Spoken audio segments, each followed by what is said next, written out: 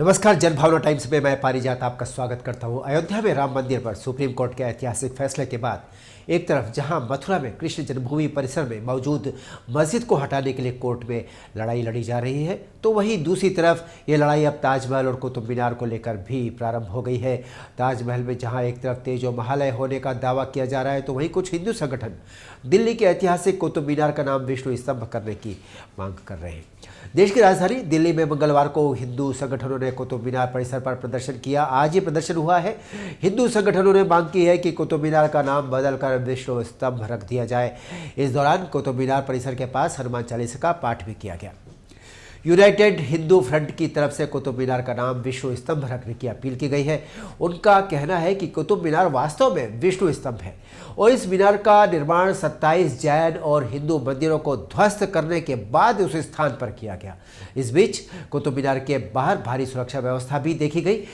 हम बताना चाहेंगे आपको कि पिछले महीने विश्व हिंदू परिषद के प्रवक्ता विनोद बंसल ने कहा था कि कुतुब मीनार दरअसल विष्णु स्तंभ है। वहीं विश्व हिंदू परिषद ने शनिवार को मांग की थी कि सरकार कुतुब मीनार परिसर में प्राचीन मंदिरों का पुनर्निर्माण कराए और वहां हिंदू रीति रिवाजों और प्रार्थनाओं का फिर से प्रारंभ करने की अनुमति भी दे दे। बंसल समेत वीएचपी नेताओं के एक समूह ने स्मारक के परिसर का दौरा किया था, जिसे 1993 में यूनेस्को द्वारा विश्व धरोहर स्थल के रूप में नामित किया गया था। दिल्ली के साकेत कोर्ट में लगाई गई इस याचिका में इस ऐतिहासिक धरोहर के अंदर पूजा पाठ की अनुमति की मांग की गई। दरअसल कोर्ट में लगाई गई याचिका में पहले जैन तीर्थंकर ऋषभदेव और भगवान विष्णु के नाम से दाखिल की गई है। वकील हरिशंकर जैन की तरफ से दाखिल इस याचिका में दावा किया गया है कि दिल्ली के पहले मुस्लिम शासक कुतुबुद्दीन ऐबक की तरफ से 1192 में बनवाई गई इस मस्जिद में मुसलमानों ने कभी नमाज पढ़ी ही नहीं। इसका कारण कि मंदिरों की सामग्री से बनी इमारत के खंभों, मेहराबों, दीवारों और छतों पर जगह जगह हिंदू देवी देवताओं की मूर्तियां अंकित थी। उन मूर्तियों और धार्मिक प्रतीकों को आज भी वहां देखा जा सकता है। याचिका में बताया गया कि आज का मेहरौली दरअसल बिहरावली है। इसे 4वीं सदी के महान शासक चंद्रगुप्त विक्रमादित्य के नवरत्नों में से एक वराह मिहिर ने बनाया था। इतिहास के प्रसिद्ध गणितज्ञ और खगोलविद वराह मिहिर ने ग्रहों की गति के अध्ययन के लिए विशाल स्तंभ का निर्माण कराया था।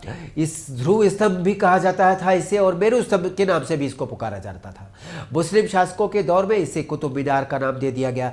इसी परिसर में 27 नक्षत्रों के प्रतीक के तौर पर 27 मंदिर भी थे। इनमें जैन तीर्थंकरों के साथ भगवान विष्णु, शिवजी, गणेश जी आदि के मंदिर भी थे।